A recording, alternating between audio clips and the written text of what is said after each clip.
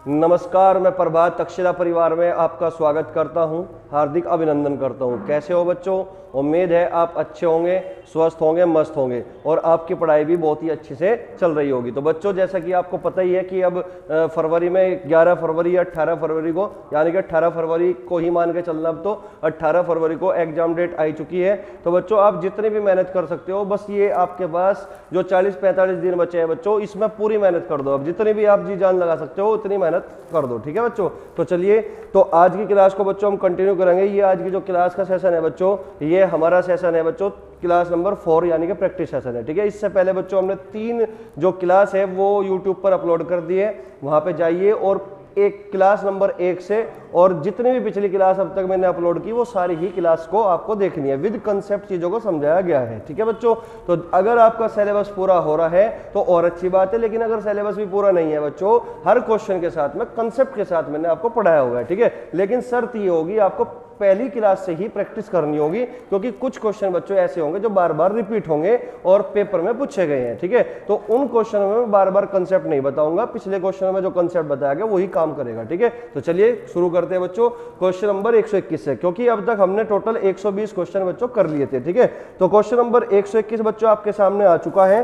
Question number 121 में कहा गया से और है कौन से व्यंजन कहलाते हैं। तो जैसे कि बच्चों आपको पता है कि तीनों से और है ये उस व्यंजन कहलाते हैं। तो यहाँ पे बच्चों ऑप्शन है प्रकंपी व्यंजन, स्पर्शी व्यंजन, स्पर्श व्यंजन, उष्म संघर्षी व्यंजन। तो उस व्यंजन बोल सकते हो या उष्म संघर्षी व्यंजन भी कह सकते हैं, या खाली संघर्षी व्यंजन भी होगा बच्चों, तो एक ही बात होगी। तो तीनों से और है ये कहलाते हैं बच्चों उष्म संघर्षी व्यंजन। तो आपका जवाब होगा डी ऑप्शन, ठीक है बच्चों। तो नेक्स्ट क्वेश्चन की ओर बढ़िए भाई। क्वेश्चन नंबर 122, क्वेश्चन नंबर 122 में कहा गया निम्नलिखित में से पार्श्विक ध्वनि कौन सी है। निम्नलिखित में से पार्श्विक ध्वनि कौन सी है। तो अणे, ले, रे और चे। तो बच्चों जैसा कि आपको पता है कि जो पार्श्विक ध्वनि होती है वो होती है ले, ठीक है ना। तो आपका जो आंसर है बच्चों वो बी ऑप्शन बिल्कुल करेक्ट आंसर है। पार्श्विक ध्वनि का मतलब होगा बच्चों कि जब हम ले का उच्चारण करते हैं तो हमारी जी जीभ होती है उसका जो अगला भाग होगा वो दांतों से ऊपर जो मसूड़े होते हैं बच्चों उसको स्पर्श करते हैं और जो वायु होती है जीभ के पार्श्व में से निकल जाती है, यानी कि जीभ के बगल में को निकल जाती है। तो इसलिए इसको पार्श्विक वर्ण कहा जाता है। तो बहुत ज्यादा इंपॉर्टेंट क्वेश्चन है बच्चों ये। तो ले हमारा पार्श्विक वर्ण है, ठीक है।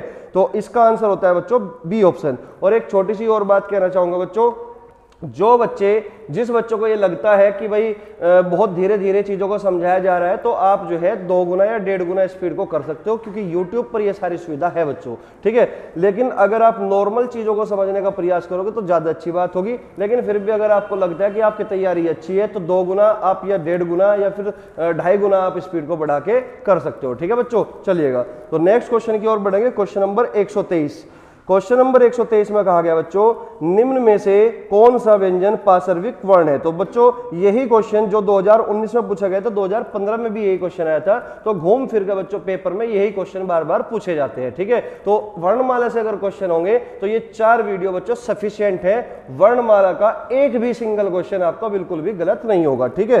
तो क्वेश्चन नंबर है 123। क्वेश्चन नंबर 123 में कहा गया निम्न में से कौन सा व्यंजन पार्श्विक है। तो आपका जवाब बच्चों बी ऑप्शन होगा, ठीक है। तो नेक्स्ट क्वेश्चन, क्वेश्चन नंबर 124 में कहा गया सभी स्पर्श व्यंजन कौन से वर्ग में है। सभी स्पर्श व्यंजन कौन से वर्ग में है। तो पहला ऑप्शन में लिखा हुआ बच्चों के, रे, ले और है। तो सारे के सारे स्पर्श व्यंजन तो ये नहीं है, क्योंकि ऑप्शन ए में के तो स्पर्श व्यंजन है, लेकिन रे बच्चों अंतस्थ व्यंजन है, ले भी बच्चों अंतस्थ व्यंजन है और है होता है उस व्यंजन। तो इसका मतलब ए ऑप्शन हो जाता है बच्चों आपका गलत जवाब। अगर मैं बी ऑप्शन की बात करूं तो बी ऑप्शन में बच्चों ये जो है ये अंतस्थ व्यंजन है, शय उस व्यंजन है, दे जो है बच्चों ते थे दे ते वर्ग का तीसरा वर्ण जो कि स्पर्श व्यंजन होता है, और जो रे होता है बच्चों ये अंतस्थ व्यंजन होता है। तो इसलिए बी ऑप्शन में सारे के सारे वर्ण बच्चों ये स्पर्श व्यंजन के नहीं है, इसलिए बी ऑप्शन भी बच्चों आपका गलत होगा। तो सी ऑप्शन पे आइए बच्चों। सी ऑप्शन में कहा गया के, चे, पे, दे। तो के, चे, पे, दे ये सारे के सारे बच्चों स्पर्श व्यंजन है। स्पर्श व्यंजनों की संख्या 25 होती है, जैसे कि आपको पता है, ठीक है। तो डी ऑप्शन की अगर मैं बात करूं तो डी ऑप्शन बच्चों है, शे, रे और बे। तो है उस व्यंजन, से उस व्यंजन, और जो रे है बच्चों अंतस्थ व्यंजन है, और रे को ही बच्चों हम लुंठित वर्ण भी कहते हैं या फिर प्रकंपित वर्ण भी हम रे को ही कहते हैं। बे ऑप्शन पे, फे, बे, तो पे वर्ग का जो तीसरा वर्ण है बच्चों वो बे है। ठीक है, तो आपका जो जवाब होगा 124वें का, तो 124वें क्वेश्चन का आपका जो सही जवाब होगा बच्चों सी ऑप्शन होगा। तो नेक्स्ट क्वेश्चन, क्वेश्चन नंबर 125 की अगर मैं बात करूं, वर्णमाला में स्पर्श व्यंजनों की संख्या कितनी है? तो वर्णमाला में क से लेकर मैं तक बच्चों स्पर्श व्यंजनों की संख्या 25 होती है। तो आंसर हो जाता है बच्चों आपका ए ऑप्शन। अगर बच्चों में क्वेश्चन नंबर 126 की बात करूं, तो क्वेश्चन नंबर 26 में कहा गया, 126 में कहा गया स्पर्श व्यंजन के उदाहरण है, स्पर्श व्यंजन के उदाहरण है। तो बच्चों ए ऑप्शन में बच्चों अक्षय, तरय, अज्ञ, ये पहले जो 3 वर्ण लिखे हुए हैं ये संयुक्त वर्ण हैं, और जय बच्चों ये च, छ, जय, च वर्ग का तीसरा वर्ण है जो कि स्पर्श व्यंजन है। तो इसका मतलब पहला ऑप्शन आपका गलत हो जाता है, क्योंकि इसमें सारे के सारे वर्ण स्पर्श व्यंजन नहीं है। अगर बच्चों में बी ऑप्शन की बात करूं, तो बी ऑप्शन में बच्चों ये, रे, ले, वे सारे के सारे बच्चों अंतस्थ व्यंजन हैं। तो इसका मतलब ये स्पर्श व्यंजन नहीं है, तो बी ऑप्शन भी आपका आंसर नहीं होगा। अगर बच्चों में सी ऑप्शन की बात करूं, ते, थे, दे, धे, तो सी ऑप्शन में जितने भी वर्ण दे रखे हैं बच्चों ये सारे के सारे स्पर्श व्यंजन है। तो सी ऑप्शन आपका बिल्कुल करेक्ट आंसर है, बिल्कुल सही जवाब है। डी ऑप्शन में कहा गया से है, यानी कि डी ऑप्शन में जितने भी वर्ण दे रखे हैं ये सारे के सारे बच्चों उस व्यंजन है। तो इसका मतलब डी ऑप्शन भी आपका करेक्ट आंसर नहीं होगा, आपका जो सही जवाब होगा वो सी ऑप्शन होगा। ठीक है, नेक्स्ट क्वेश्चन पे बढ़िए बच्चों 127 पर। 127 में कहा गया इनमें से कौन सा संयुक्त व्यंजन नहीं है? तो बच्चों संयुक्त व्यंजन के बारे में मैंने पिछली क्लास में बिल्कुल डिटेल के साथ चीजों को समझाया हुआ है। जिसने पिछली क्लास अब तक नहीं देखी तो पिछली क्लास को जाइए, देखिए, समझिए, उसके बाद आपका एक भी सवाल गलत नहीं होगा। तो इसमें कहा गया कि इनमें से कौन संयुक्त व्यंजन नहीं है? तो अक्षय बच्चों संयुक्त व्यंजन है, त्रय भी संयुक्त व्यंजन है, अज्ञ ज्ञानी भी संयुक्त व्यंजन है, लेकिन बच्चों डी ऑप्शन जो है पे, फे, पे वर्ग का दूसरा वर्ण है जिसका उच्चारण स्थान ओष्ठ होता है। ठीक है, अक्षय जो होता है बच्चों आधा के और षटकोण वाले से मिलकर बना होता है। तरय जो होता है आधा तय और प्लस रे से मिलकर बना होता है, और अज्ञ ज्ञानी बच्चों आधा जय और अय्या से मिलकर बना होता है। तो इनका जो संयुक्त व्यंजन का मतलब क्या होगा बच्चों? दो व्यंजनों का मेल, या फिर हम कह सकते हैं कि जब दो व्यंजन एक ही स्वर के सारे बोले जाते हो उसी को बच्चों हम संयुक्त व्यंजन कहते हैं। तो अगले क्वेश्चन पे चलिए भाई, क्वेश्चन नंबर आगे आपका 128। 127वें का आंसर क्या होगा बच्चों? डी ऑप्शन होगा। ठीक है, 128वें पे आइए। 128वें में कहा गया बच्चों निम्नांकित में से कौन सा संयुक्त व्यंजन नहीं है? तो संयुक्त व्यंजन झ संयुक्त व्यंजन नहीं है, जबकि अक्षय, त्रय और अज्ञ ये 3 ऑप्शन बच्चों संयुक्त व्यंजन है। तो इसका जो जवाब होगा वो ए ऑप्शन होगा, क्योंकि झ, झरना ये संयुक्त व्यंजन में नहीं आता। ये च, छ, जय, झ, यानी कि इस पर संघर्षी वर्ण भी हम इसको बोल सकते हैं झ को, और ये च वर्ग का बच्चों चौथा वर्ण है, और च वर्ग के जितने भी वर्ण होंगे उनका जो उच्चारण स्थान होता है वो तालव्य होता है। ठीक है बच्चों, चलिएगा आगे बढ़ते हैं क्वेश्चन नंबर 129 पे।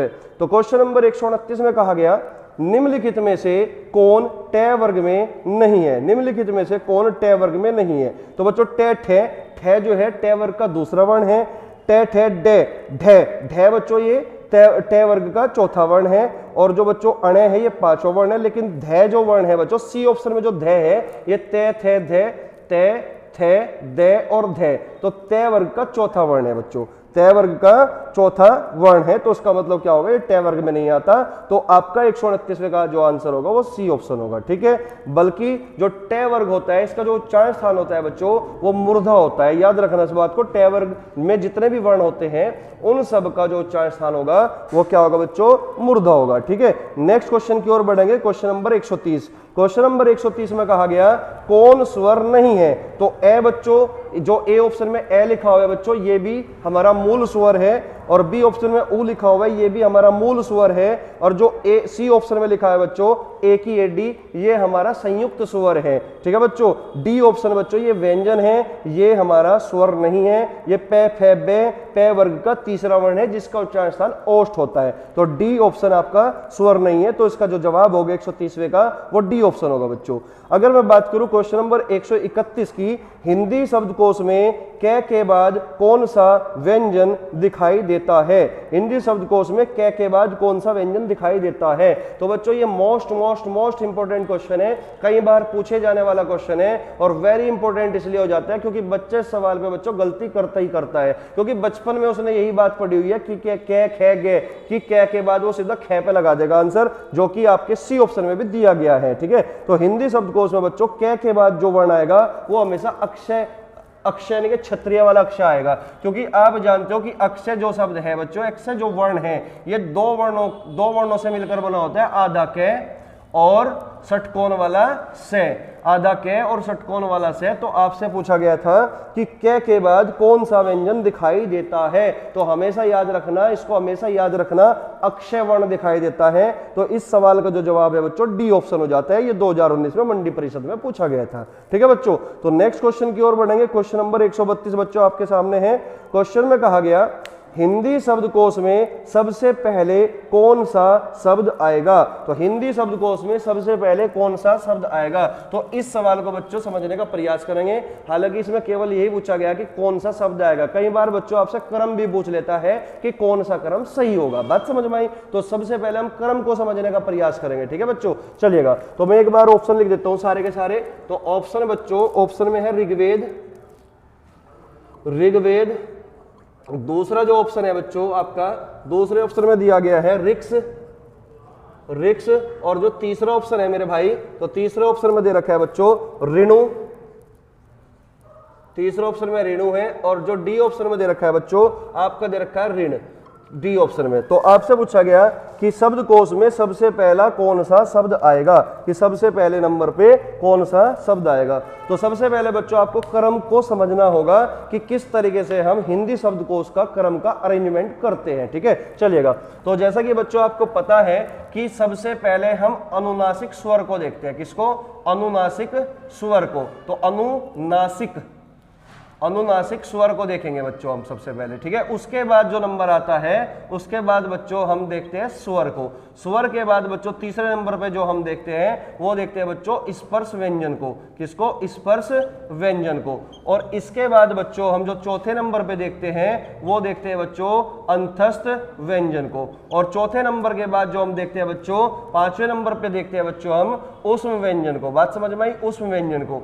ठीक है, तो इस सीक्वेंस में अगर हम देखते हैं तो हमारा जो क्वेश्चन का जवाब होगा वो बिल्कुल सही होगा। बात समझ में आई? तो अरेंजमेंट किस तरीके से करते हैं अब समझिएगा। अनुनासिक स्वर का मतलब होता है कि हिंदी में कुल जो स्वरों की संख्या होती है वो 11 होती है। तो हिंदी में कुल स्वरों की संख्या मेरे भाई कितनी होगी? 11। तो ए से लेकर ए, आ, ई और बड़ी, इस तरीके से बच्चों ए से लेकर औ तक ये टोटल कितने स्वर हुए? 11। तो ए के ऊपर बच्चों अगर चंद्र बिंदी लगी है तो ये सब यहाँ पे मात्रा है। अगर मात्रा है बच्चों तो वहां पे केवल बिंदी से हम काम चला लेते हैं, मतलब चंद्र का हम प्रयोग नहीं करते। ठीक है ना।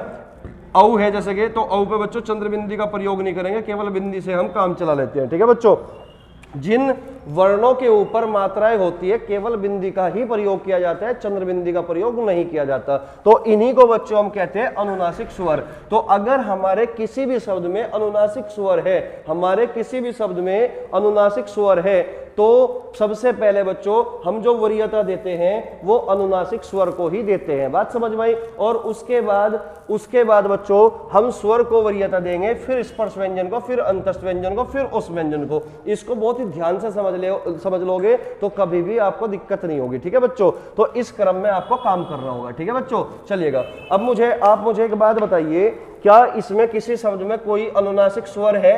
कहीं पे चंद्र बिंदु का प्रयोग हुआ? आप कहोगे सर नहीं हुआ। फिर उसके बाद हम स्वर देखते हैं, लेकिन यहाँ बच्चों पहले वर्ण हमारा स्वर नहीं है, तो उसका मतलब यहाँ पे पहले वर्ण पे बच्चों स्वर तो है, मूल स्वर है यानी कि री है। ठीक है, सॉरी वो मुंह से निकल गया था। ठीक है, तो स्वर है बच्चों कौन सा? री। तो री स्वर है बच्चों, तो सारे शब्दों में री है। तो री से तो हमें पता नहीं चलेगा कि पहले नंबर पे हम किसको रखे। बात समझ में आई? अब नंबर आया किसका बच्चों? यहाँ पे दिया हुआ है आधा ग। बात समझ में आई? और यहाँ पे दिया हुआ है बच्चों अक्षय। अक्षय जो कि एक संयुक्त व्यंजन होता है, अक्षय जो कि एक संयुक्त व्यंजन होता है। और अक्षय को बच्चों हम तोड़ देंगे आधे के और षटकोण वाले से में। इसी प्रकार जो अणय खाली है, अणय में बच्चों जो स्वर है वो कौन सा है बच्चों? वो छोटा ऊ है। ठीक है बच्चों, छोटा ऊ। उसके बाद अगर मैं यहाँ पे अणय की बात करूं तो अणय में कौन सा स्वर है बच्चों? ए स्वर है। तो इस तरीके से हम वरीयता देंगे अब। ठीक है बच्चों, चलिएगा। तो यहाँ पे आधा गे है, यहाँ पे आधा के है, यहाँ पे अणे खाली है, यहाँ पे अणा खाली है। तो इसका मतलब जो पहला पहला वर्ण है इनको पकड़िएगा। अब मुझे बताओ ये न तो अनुनासिक स्वर है और ना ही बच्चों ये गे के अणे खाली ये इस स्वर है। तो नंबर किसका है? स्पर्श व्यंजन का। तो ये भी गे भी स्पर्श व्यंजन है, के भी स्पर्श व्यंजन है, अणे खाली भी स्पर्श व्यंजन है, अणे खाली भी स्पर्श व्यंजन है। टेट है, डेड है, अणे यानी कि टे वर्ग का पंचमा अक्षर है। ठीक है बच्चों, तो आप मुझे बताइए के पहला आता है कि आधा गे पहला आएगा या फिर अणे खाली पहला आएगा? आपको सर पहले जो है के आएगा। तो इस बात का मतलब है पहले नंबर पे जो हम रखेंगे बच्चों वो रखेंगे रिक्स को। पहले नंबर पे किसको रखेंगे मेरे भाई? रिक्स को रखेंगे। तो आपका जवाब तो मिल चुका कि पहले नंबर पे कौन होगा, तो पहले नंबर पे मेरे भाई रिक्स होगा। बात समझ में आई? अगर मैं बात करूं दूसरे नंबर पे कि दूसरे नंबर पे कौन होगा, तो इसका खेल खत्म हो चुका है बच्चों। अब हमें 3 में ही कंपेयर करानी है, ठीक है ना। तो यहाँ पे गे है, यहाँ अणे खाली, यहाँ पे अणे खाली, तो स्पर्श व्यंजन है बच्चों तीनों ही। तो अणे से पहले गे आएगा, तो इसका मतलब इन दोनों से पहले बच्चों ऋग्वेद आएगा, यानी कि दूसरे नंबर पे जो होगा वो क्या होगा भाई? ऋग्वेद होगा। तो दूसरे नंबर पे आ गया ऋग्वेद, ठीक है, इसका भी खेल खत्म हो चुका। अगर मैं बात करूं तीसरे नंबर पे कौन आएगा, तो अब हमें जो कंपेयर करानी है बच्चों इन दो में करानी है। अब आप मुझे बताओ यहाँ पे भी अणे खाली है और यहाँ पे भी अणे खाली है, तो इनसे तो कंपेयर करानी का कोई महत्व होगा नहीं। तो अगले वर्ण पे पहुंचो, यहाँ पे ऊ है, यहाँ पे ए है। तो आप मुझे बताओ ए भी मूल स्वर है, ऊ भी मूल स्वर है, तो ए पहला आता है कि ऊ पहला आता है? आप कहोगे सर ए पहला आता है, तो इसका मतलब तीसरे नंबर पे फिर ऋण आएगा। तीसरे नंबर पे कौन आएगा भाई? ऋण आएगा। और चौथे नंबर पे फिर कौन बचा? ये बचा ऋणु। तो आपका क्रम तैयार हो चुका। इस तरीके से ये क्रम में लिखे जाएंगे कि पहले नंबर पे रिक्स, दूसरे नंबर पे ऋग्वेद, तीसरे नंबर पे ऋण और चौथे नंबर पे ऋणु। ये क्रम बताने का मतलब केवल इतने से था। मान के चलते कि पेपर में यहाँ पे पहले नंबर पे ना पूछकर आपसे पूछ लेता कि बताइए तीसरे नंबर पे कौन सा होगा, तो तीसरे नंबर पे निकालने के लिए बच्चों आपको इस तरीके से क्रम का ज्ञान होना जरूरी था। ठीक है, तो इस तरीके से क्रम का ज्ञान होना जरूरी है। तो उम्मीद है चीजें क्लियर हो चुकी होगी। एक बार आप जो है स्क्रीनशॉट लेना चाहते हो ले सकते हो, वरना नेक्स्ट क्वेश्चन की ओर बढ़ेंगे भाई। ठीक है, चलिएगा। तो नेक्स्ट क्वेश्चन पर बच्चों हम आ चुके हैं। नेक्स्ट क्वेश्चन है हमारा, क्वेश्चन में कहा गया, क्वेश्चन नंबर 100 कौन सा है? 133वां है ना। तो 133वें बच्चों हम आ चुके हैं। क्वेश्चन में कहा गया शब्दकोश में कौन सा शब्द सबसे पहले आएगा। तो फिर से बच्चों इसी तरीके से हमें काम करना है। ठीक है, तो चलिए बच्चों हमारा जो क्वेश्चन है वो देखते हैं, क्वेश्चन नंबर 133 को। तो क्वेश्चन नंबर 133 में सबसे पहले मैं ऑप्शन लिख लेता हूं। जैसे कि पहला ऑप्शन है बच्चों आंख। पहला ऑप्शन क्या है भाई? आंख है। दूसरा ऑप्शन है भाई, दूसरा ऑप्शन है आपका आग। और तीसरा ऑप्शन दे रखा है बच्चों आकर। तीसरा ऑप्शन क्या दे रखा है भाई? आकर। और जो चौथा ऑप्शन है भाई, चौथा ऑप्शन है आंच। और आपसे पूछ लिया सवाल में कि बताइए सबसे पहले कौन आएगा। तो फिर से इसमें सबसे पहले पूछ लिया। मान लो पेपर में पूछ लिया कि तीसरे नंबर पे कौन होगा, या चौथे नंबर पे कौन होगा, दूसरे नंबर पे कौन होगा। तो इसका मतलब हमें क्रम का पता होना जरूरी है। तो क्रम के बारे में बच्चों मैं डिस्कस कर चुका हूं कि इस तरीके से हम प्रीफ्रेंस को वरीयता देंगे, इस तरीके से प्रीफ्रेंस देंगे। ठीक है, सबसे पहले हम अनुनासिक स्वर को देखते हैं, उसके बाद बच्चों स्वर को देखते हैं। तो आप मुझे बताइए यहाँ पे 4 ऑप्शन में अनुनासिक स्वर कहाँ कहाँ है? एक तो ए ऑप्शन में है, एक डी ऑप्शन में है। तो ये बात तो पक्की है कि सबसे पहले बच्चों आंख या आंच में से आने वाला है, तो आंख आएगा या फिर आंच आएगा। ठीक है बच्चों, अगर मैं बात करूं आंख की और आंच की, इन दोनों में कंपेयर कराओ, तो आंख यहाँ भी है बच्चों, आ जो है यहाँ भी है और आ जो है यहाँ पे भी है, चंद्र बिंदु ऊपर भी है यहाँ पे भी है। तो इन दोनों से तो पता चलेगा नहीं। लेकिन अगर मैं खे को और चे की कंपेयर करा दूं, खे की और चे की कंपेयर करा दूं, तो आप मुझे बताइए खे पहला आता है कि चे, क्योंकि ये स्पर्श व्यंजन है दोनों के दोनों। तो इसका मतलब जो है चे से पहले बच्चों खे आएगा, तो इसका मतलब पहले नंबर पे जो आएगा बच्चों वो आंख आएगा। तो इसका मतलब ये हुआ कि आपका जो जवाब था वो मिल चुका आपको। इस सवाल का जो उत्तर होगा बच्चों वो आंख होगा, यानी कि आपका ए ऑप्शन होगा, यानी कि ये वाला। ठीक है, अब दूसरे नंबर की अगर मैं बात करूं तो दूसरे नंबर पे कौन होगा बच्चों? इसका खेल खत्म हो चुका। अनुनासिक स्वर आता है इन 3 में। अब हम देखेंगे इन 3 में कंपेयर करा के बच्चों, तो यहाँ पे अनुनासिक स्वर वाला ही आएगा दूसरे नंबर पे। तो यहाँ पे बच्चों दूसरे नंबर पे आ गया आंच। ठीक है, अगर मैं बात करूं तीसरे नंबर पे, तो डी ऑप्शन का खेल खत्म हो चुका बच्चों। अब मैं अगर बात करूं बी और सी की कंपेयर कराऊं, तो यहाँ पे भी आ है, यहाँ पे भी आ है, इससे तो कोई फायदा होगा नहीं। ठीक है, लेकिन अगर मैं यहाँ पे कंपेयर करूं गे की और कै की, तो आप मुझे बताओ गे पहला आता है कि कै, क्योंकि दोनों के दोनों स्पर्श व्यंजन है। लेकिन हम कहेंगे कि कै पहला आता है, कै, क्योंकि गे जो है कै वर्ग का तीसरा वर्ण है। ठीक है, तो कै पहला आएगा, तो तीसरे स्थान पे बच्चों आकर होगा। कौन होगा? आकर होगा। और जो चौथे स्थान पे बचेगा बच्चों वो कौन बचेगा, फिर आग बचेगा, तो इसका मतलब चौथे स्थान पर हो जाएगा आपका आग। तो उम्मीद है चीजें क्लियर हो चुकी होगी। इस तरीके से हम शब्दकोश में क्रम में लिखते हैं शब्दों को, ठीक है। तो चलिए नेक्स्ट क्वेश्चन की ओर बढ़ेंगे भाई। क्वेश्चन नंबर आपका आ चुका क्वेश्चन नंबर 134, ठीक है। तो क्वेश्चन नंबर 134 में कहा गया हिंदी वर्णमाला में कुल कितने अयोगवाह होते हैं। तो जैसा कि बच्चों आपको ज्ञात है, पता है कि जो अयोगवाह की संख्या होती है हिंदी वर्णमाला में वो केवल 2 ही होते हैं। क्योंकि अयोगवाह का मतलब क्या होगा, एक बार समझने का प्रयास करेंगे भाई। अयोगवाह का मतलब होता है मेरे भाई कि जो किसी के साथ भी योग को वहन ना कर सके। किसी के साथ मतलब जो न तो स्वर के साथ और न ही व्यंजन के साथ योग को वहन कर सके, लेकिन फिर भी हिंदी में जिसका प्रयोग होता हो उसी को हम बच्चों अयोगवाह कहते हैं। कहने का मतलब ये हुआ जो योग ना होने के बाद भी साथ रहे उसी को बच्चों हम अयोगवाह कहते हैं। कहने का मतलब ये हुआ कि जो अयोगवाह होते हैं ये स्वर की भांति स्वतंत्र रूप से उच्चारित नहीं किए जा सकते और व्यंजन की तरह बच्चों स्वर से पहले प्रयोग नहीं किए जा सकते। हमेशा अयोगवाह का जो प्रयोग होगा वो हमेशा स्वर के बाद ही होता है, ठीक है। ये पॉइंट था इसमें कि अयोगवाह का जो प्रयोग होगा बच्चों हमेशा स्वर के बाद ही होगा, व्यंजन की तरह स्वर से पहले इनका प्रयोग कभी भी नहीं होगा, ठीक है। उम्मीद है चीजें समझ पाए होंगे। तो अयोगवाह जो होंगे बच्चों इनकी संख्या हमेशा 2 होती है। अयोगवाह इनकी संख्या बच्चों हमेशा कितनी होगी, 2 होगी। एक तो होता है बच्चों अनुस्वार, एक तो होता है बच्चों अनुस्वार, इसका जो चिन्ह होगा वो होता है बच्चों ये वाला, और एक होता है बच्चों विसर्ग और इसका जो चिन्ह होता है बच्चों ये वाला। अब अनुस्वार की जो उच्चारण करते हैं बच्चों नाक से उच्चारण ज्यादा होता है, नाक से वायु निकलती है, तो अनुस्वार में नाक से वायु निकलती है, ठीक है। यानी कि जो स्पर्श व्यंजन में जो पंचमाक्षर होता है उनकी जगह हम इस्तेमाल करते हैं अनुस्वार का, ठीक है। और अगर मैं बात करूं बच्चों विसर्ग का, तो विसर्ग का जो उच्चारण स्थान होगा वो होता है बच्चों कंठ से। क्लियर हो चुकी होगी बात। तो अयोगवाह की संख्या कितनी, 2। अनुस्वार का चिन्ह ये रहा और विसर्ग का चिन्ह बच्चों ये रहा है, ठीक है। चलिए आगे बढ़ते हैं भाई। क्वेश्चन नंबर आ चुका आपका 135वां। सवाल में कहा गया जिन ध्वनियों की गणना न स्वर में की जाती और न ही व्यंजन में उसे क्या कहते हैं। तो ऐसे ही सवाल को बच्चों हम स्टेटमेंट में पूछे जाने वाले क्वेश्चन बोलते हैं, ठीक है। क्योंकि बच्चा अयोगवाह तो बढ़ के चला गया लेकिन इसके बारे में चीजें समझी नहीं कि अयोगवाह होती क्या है। तो बात को समझना, स्टेटमेंट में भी क्वेश्चन पूछ सकते हैं जिस तरीके से यहाँ पे पूछा गया है कि जिन ध्वनियों की गणना न स्वर में की जाती और न ही व्यंजन में उसे क्या कहते हैं। तो उसको बच्चों अयोगवाह कहते हैं, क्योंकि अयोगवाह का जो वहन होगा वो न स्वर के साथ होता और न ही बच्चों व्यंजन के साथ होता, ठीक है। तो आपका जो जवाब हो बच्चों डी ऑप्शन हुआ, ठीक है। नेक्स्ट क्वेश्चन की ओर बढ़ेंगे भाई। क्वेश्चन नंबर 136 पर आइए। क्वेश्चन नंबर 136 में कहा गया ऐसी कौन सी 2 मात्राएं हैं जिनका प्रयोग तो किया जाता है किंतु उनका समावेश स्वर में नहीं किया जाता। स्वर में नहीं किया जाता तो बच्चों 2 ही है। कौन सा, अयोगवाह, एक विसर्ग है और एक अनुस्वार है। तो यहाँ पे बच्चों आपका जो आंसर हो जाता है वो बी ऑप्शन हो जाता है, क्योंकि बी ऑप्शन में पहला अनुस्वार दिया हुआ है और दूसरा बच्चों ये विसर्ग दिया हुआ है। तो बी ऑप्शन 136 का आंसर है। तो नेक्स्ट क्वेश्चन की ओर बढ़ेंगे। क्वेश्चन नंबर 137 पे भाई। क्वेश्चन नंबर 137 में कहा गया कि अनुस्वार के संबंध में कौन सा कथन उपयुक्त नहीं है। अनुस्वार के संबंध में कौन सा कथन उपयुक्त नहीं है, ये भी एक स्टेटमेंट का ही क्वेश्चन है बच्चों।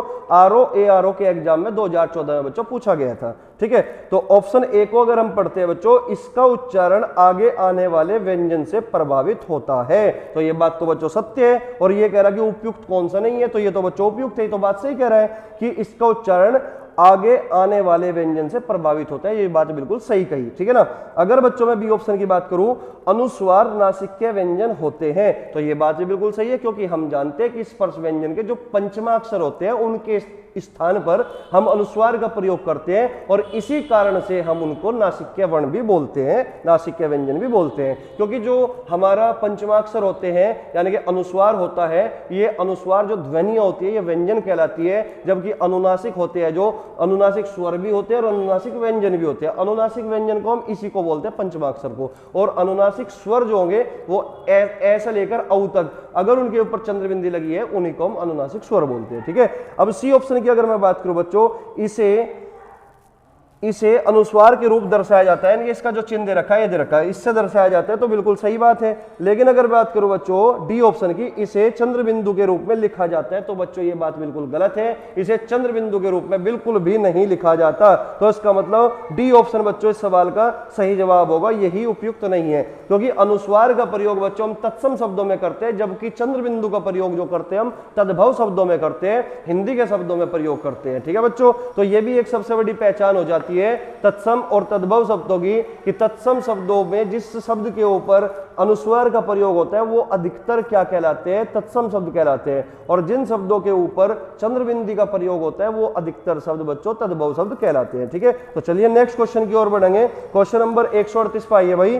क्वेश्चन नंबर 138 में कहा गया अनुस्वार किसका कार्य करता है? अनुस्वार पंचम वर्ण का कार्य करता है। तो सी ऑप्शन बच्चों आपका जवाब हो चुका। इससे पहले की जो व्याख्या मैंने समझाई तो उसमें सारी चीजें मैंने डिटेल में बता दी कि अनुस्वार का प्रयोग हमेशा स्पर्श व्यंजन के जो पंचमाक्षर होते हैं उनके स्थान पर हम अनुस्वार का प्रयोग करते हैं। ठीक है बच्चों, तो सी ऑप्शन इस सवाल का उत्तर हो जाता है। नेक्स्ट क्वेश्चन की ओर बढ़ेंगे भाई। क्वेश्चन नंबर 139 पे ए के ऊपर अंकी बिंदु लगी हुई है, व्याकरण के अनुसार क्या है? तो इसका मतलब क्या होगा बच्चों? इसका मतलब होगा अनुस्वार, इसी को हम अनुस्वार कहते हैं। ठीक है, तो ए ऑप्शन बच्चों इसका करेक्ट जवाब है। ठीक है, क्वेश्चन नंबर 140 पे आइए बच्चों। क्वेश्चन नंबर 140 में कहा गया अयोग वहा कहा जाता है। अयोग वहा कहा जाता है। ए ऑप्शन है अल्पप्राण को, बी ऑप्शन है विसर्ग को, सी ऑप्शन है महाप्राण को, और डी ऑप्शन है बच्चों संयुक्त व्यंजन को। तो न तो अल्पप्राण को अयोगवाह कहते हैं, न महाप्राण को कहते हैं बच्चों, न संयुक्त व्यंजन को, तो विसर्ग को अयोगवाह कहते हैं। तो बी ऑप्शन आपका करेक्ट आंसर हो जाता है। तो क्वेश्चन नंबर 141 पे आइए। क्वेश्चन नंबर 141 में कहा गया कि जब एक ही ध्वनि का द्वित्व हो जाए तब वह क्या कहलाता है? संयुक्त ध्वनि, युग्मक ध्वनि, संपर्क ध्वनि या पारस्परिक ध्वनि। तो पारस्परिक ध्वनि का मतलब तो कुछ होता नहीं। अगर मैं आपको बताऊं, समझाऊं कि ध्वनि उच्चारण के आधार पर कितने प्रकार की होगी, तो बच्चों उच्चारण के आधार पर ध्वनियां 3 प्रकार की होती है। जबकि अगर मैं बात करूं हिंदी वर्णमाला में ध्वनि कितने प्रकार की होगी, तो हिंदी वर्णमाला में बच्चों ध्वनि 2 ही प्रकार की होती है। ठीक है, लेकिन उच्चारण के आधार पर अगर बच्चों पूछ लिया तो याद रखना उच्चारण के आधार पर ध्वनि होती है 3 प्रकार की। पहली जो ध्वनि होगी बच्चों संयुक्त ध्वनि होगी, दूसरी ध्वनि बच्चों युग्मक ध्वनि होगी, और तीसरी ध्वनि जो होगी संपर्क ध्वनि होगी। तो तीनों को एक बार थोड़ा थोड़ा डिस्कस करेंगे ताकि चीजें क्लियर हो जाए, और पेपर में यहां से अगर गलती से भी क्वेश्चन आया तो आप जो है बच्चों गलत ना कर पाओ। ठीक है, तो इसको एक बार इस पर चर्चा करेंगे भाई। ठीक है, चलिएगा एक बार मैं इसको रफ कर देता हूं। तो अगर बच्चों में बात करूं उच्चारण के आधार पर ध्वनि कितने प्रकार की होगी, तो सबसे पहले बच्चों आपको लिख लेना है कि उच्चारण के आधार पर जो ध्वनि होगी वो 3 प्रकार की होगी। तो यहां पर भी लिख देता हूं मैं, उच्चारण के आधार पर ध्वनि। तो उच्चारण के आधार पर जो ध्वनि होगी बच्चों वो 3 प्रकार की होगी। अब कौन कौन सी होगी? सबसे पहले बच्चों मैं बात करूं किसकी? संयुक्त ध्वनि की। संयुक्त ध्वनि, तो संयुक्त ध्वनि का मतलब होता है कि जब 2 या 2 से अधिक ध्वनियां परस्पर संयुक्त होकर एक ही स्वर के सहारे बोली जाती हो, उसी को बच्चों हम संयुक्त ध्वनि बोलते हैं। ठीक है ना, जब 2 या 2 से अधिक ध्वनियां परस्पर संयुक्त होकर एक ही स्वर के सहारे बोली जाए उसी को हम संयुक्त ध्वनियां कहते हैं। उम्मीद करता हूं आपने छाप लिया होगा अपनी कॉपी पे। ठीक है, अब जैसा कि एग्जाम्पल समझते हैं भाई। एग्जाम्पल जैसे कि मेरा खुद का नाम ले लो प्रभात, है ना। अब यहाँ पे क्या है? मेरा नाम है प्रभात। अब प्रभात है बच्चों, अगर मैं प्रय की बात करूं तो प्रय की इस प्रय को मैं इस तरीके से लिखूंगा, क्योंकि आप जानते हो कि जो हमें पूरा दिख रहा है ना ये हमेशा आधा होता है। ठीक है ना, या फिर मैं कह सकता हूं ऊपर वाला आधा होता है हमेशा। तो पे आधा है, और बच्चों जो नीचे दिख रहा है ये रे होता है पूरा। अब रे में से अगर मैं ए स्वर निकाल दूं तो ये बनेगा इस तरीके से। ठीक है, तो यानी कि इसको हम इस तरीके से तोड़ सकते हैं। ठीक है बच्चों, तो यहाँ पे मैंने क्या बोला कि जब 2 व्यंजन ध्वनि या 2 वर्ण एक ही स्वर के सहारे बोले जाए, तो यहाँ पे पे और रे बच्चों दोनों संयुक्त हो गए इस तरीके से, और ये ए के सहारे बोले गए, तो इसी को हम क्या बोलते हैं? संयुक्त ध्वनि बोलते हैं। बात समझ में आई? ठीक उसी प्रकार बच्चों अगर मैं शब्द लिख दूं घ्राण। अब जैसे घ्राण शब्द है, तो घ्राण में बच्चों जो घ है ये वाला हिस्सा है, तो इसमें क्या है बच्चों? आधा घ, और रे पूरा है बच्चों, और रे में से आ स्वर निकाल लिया, तो ये घ और रे बच्चों आ स्वर के सारे बोले जाते हैं। तो ऐसे बहुत सारे शब्द है इस दुनिया में। घ्राण है बच्चों, प्राण है, ठीक है ना, इस तरीके से बहुत सारे शब्द है। तो ये क्या है, संयुक्त ध्वनि है। ठीक है, उम्मीद है चीजें क्लियर हो चुकी होगी। अगर मैं बात करूं युग्मक ध्वनियां क्या कहलाती है, तो दूसरा जो पॉइंट है बच्चों हमारा, जो दूसरी ध्वनि है हमारी, वो युग्मक ध्वनियां ही है। और युग्मक का मतलब होता है बच्चों जोड़ा, और जोड़ा का मतलब यहाँ पे क्या होगा, नाम से स्पष्ट हो रहा कि युग्मक का मतलब जोड़ा, यानी कि जब भी एक ही वर्ण दो बार रिपीट हो जाए, एक बार आधा और एक बार पूरा, तो उसी को बच्चों हम क्या कहते हैं, युग्मक ध्वनि कहते हैं। यानी कि जब भी कोई ध्वनि दो बार रिपीट होती हो लगातार, एक बार आधा और एक बार पूरा, यानी कि किसी भी ध्वनि का जब द्वित्व हो जाता है तो उसको बच्चों हम युग्मक ध्वनि कहते हैं। ठीक है, तो दूसरा पॉइंट है हमारा युग्मक ध्वनि। दूसरी ध्वनि कौन सी होगी, युग्मक ध्वनि। और युग्मक का मतलब होता है मेरे भाई जोड़ा। तो इसका मतलब जैसे मैं एग्जांपल से समझाऊं, जैसे कि आप लिखते हो दिल्ली, अब दिल्ली में जो ले है बच्चों, ये दो बार रिपीट हुआ, ले का द्वित हो जाता है, एक बार आधा और एक बार पूरा, तो इसी को बच्चों हम युग्मक ध्वनियां कहते हैं।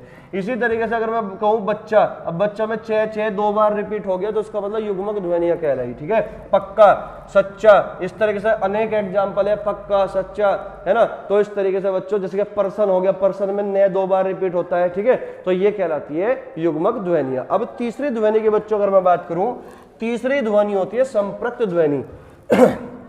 तीसरी ध्वनि होती है बच्चों संपृक्त ध्वनि। अब जो संपृक्त ध्वनि होती है मेरे भाई, संपृक्त ध्वनि का मतलब होगा कि जब एक ही ध्वनि दो अलग अलग व्यंजनों से जुड़ी होती है, उसी को हम संपृक्त ध्वनियां कहते हैं। जब एक ध्वनि दो अलग अलग ध्वनि से, दो अलग अलग व्यंजनों से जुड़ी होती है, तो उसी को हम क्या बोलते हैं, संपृक्त ध्वनियां बोलते हैं। तो उम्मीद है चीजें यहां तक क्लियर हुई होगी। जैसे कि एग्जाम्पल समझिए भाई, कंबल शब्द है, कंबल। अब कंबल शब्द में भाई जो आधा में है, ये कैसे भी और बे से भी बच्चों जुड़ी हुई है। जैसे कि संबल शब्द है, संबल, संबल में बच्चों ये जो मैं है, में ये से भी जुड़ा हुआ है, बे से भी जुड़ा हुआ है। इसी प्रकार अगर मैं बात करूं बच्चों बंदर की, तो बंदर में जो ने है बच्चों आधा ने, ये बे से भी जुड़ा हुआ है, दे से भी जुड़ा हुआ है, तो इसी को बच्चों हम संपृक्त ध्वनियां कहते हैं। तो अगर पेपर में पूछता है कि उच्चारण के आधार पर ध्वनियां कितने प्रकार की होगी, तो आज से बच्चों आपको ये बात याद रख लेनी है, 3 प्रकार की होती है। कौन कौन सी होती है, संयुक्त ध्वनि, युग्मक ध्वनि, संपृक्त ध्वनि। तीनों को मैंने डिटेल में आपको समझा दिया। ठीक है ना, पूरा एक्सप्लेन कर दिया। ठीक है, अब आगे बढ़ेंगे नेक्स्ट क्वेश्चन पे। चलिए नेक्स्ट क्वेश्चन देखते हैं भाई, नेक्स्ट क्वेश्चन क्या कहा गया। तो हाँ, इसी सवाल को देख लो एक बार, इसका उत्तर नहीं बताया मैंने। क्वेश्चन नंबर 141 का कह रहा कि जब एक ही ध्वनि का द्वित हो जाए तब वह क्या कहलाता है। तो बच्चों जब एक ही ध्वनि का द्वित हो जाता है तो वो कहलाती है युग्मक ध्वनि। यानी कि आपका जो जवाब सही है वो बी ऑप्शन होगा। ठीक है, अब नेक्स्ट क्वेश्चन की ओर अगर मैं बढ़ूं बच्चों, 142 पे अगर आऊं, तो क्वेश्चन नंबर 142 में कहा गया कि उच्चारण की दृष्टि से संबल ध्वनि का कौन सा वर्गीकरण है। तो बच्चों अभी अभी मैंने आपको समझाया कि जो संबल ध्वनि है वो संपृक्त ध्वनि के अंतर्गत आएगी, क्योंकि यहाँ पे एक ही ध्वनि दो अलग अलग ध्वनि से जुड़ी होगी। ठीक है बच्चों, तो आपका जो सही जवाब हुआ वो कौन सा होगा बच्चों, संपृक्त ध्वनि होगी। ठीक है ना, तो 142 का जो आंसर है बच्चों, ये होगी बच्चों ए ऑप्शन, ये होगी ए ऑप्शन। ठीक है, अब अगर मैं बात करूं क्वेश्चन नंबर 143 की, क्वेश्चन नंबर 143 की, तो क्वेश्चन नंबर 143 में कहा गया निम्नलिखित ध्वनियां की निर्दिष्ट, एक सेकंड बच्चों, वो क्या कह रहे हैं, समझ गया, निम्नलिखित ध्वनियों की निर्दिष्ट विशेषताओं में कौन सा अशुद्ध है। सवाल में कहा गया निम्नलिखित ध्वनियों की निर्दिष्ट विशेषताओं में कौन सा अशुद्ध है। बात को समझने का प्रयास करेंगे क्वेश्चन नंबर 143 को। ठीक है, अब 4 ऑप्शन बच्चों आपके सामने हैं।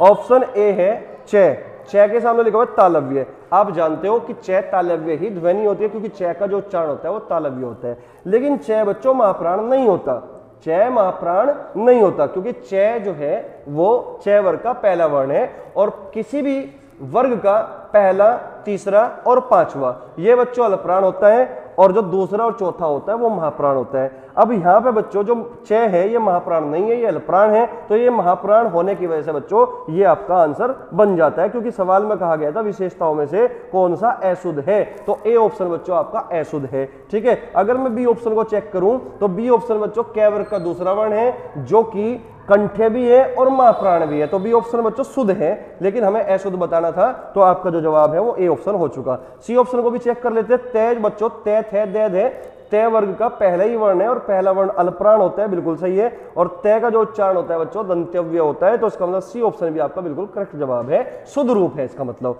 डी ऑप्शन की अगर मैं बात करूं तो जो मैं वर्ण है बच्चों, ये जो मैं वर्ण है ये पै वर्ग का अंतिम यानी कि पंचमाक्षर है, और मैं का जो उच्चारण होता है बच्चों वो ओष्ठ होता है, और जो है ये सघोष भी है, क्योंकि आप जानते हो कि प्रत्येक वर्ग का तीसरा, चौथा, पांचवा वर्ण होता है जो वो सघोष कहलाता है। इसलिए बच्चों डी ऑप्शन आपका शुद्ध रूप हो जाता है। अशुद्ध रूप केवल एक ही है जो ए ऑप्शन है, ठीक है। नेक्स्ट क्वेश्चन की ओर बढ़ेंगे, क्वेश्चन नंबर 144। तो क्वेश्चन नंबर 144 में कहा गया हिंदी में ध्वनियां कितने प्रकार की होती है। तो बच्चों यहाँ पे हिंदी में ध्वनियां कितने प्रकार की होती है, यहाँ पे ये बात नहीं बोली गई कि उच्चारण के आधार पर ध्वनियां कितने प्रकार की होती है। तो उच्चारण के आधार पर जो ध्वनियां होती है मेरे भाई वो होती है 3 प्रकार की, और हिंदी में अगर आपसे पूछते हैं ध्वनियां कितने प्रकार की होगी, वो 2 प्रकार की होगी। अब कौन कौन सी होगी, एक स्वर होती है और एक व्यंजन होती है, आपको ये बात पता है। तो आपका जो जवाब होगा बच्चों 144 में वो ए ऑप्शन होगा, 2 प्रकार की होती है। कौन कौन सी, एक स्वर होती है और एक व्यंजन होती है। बात समझ में आई।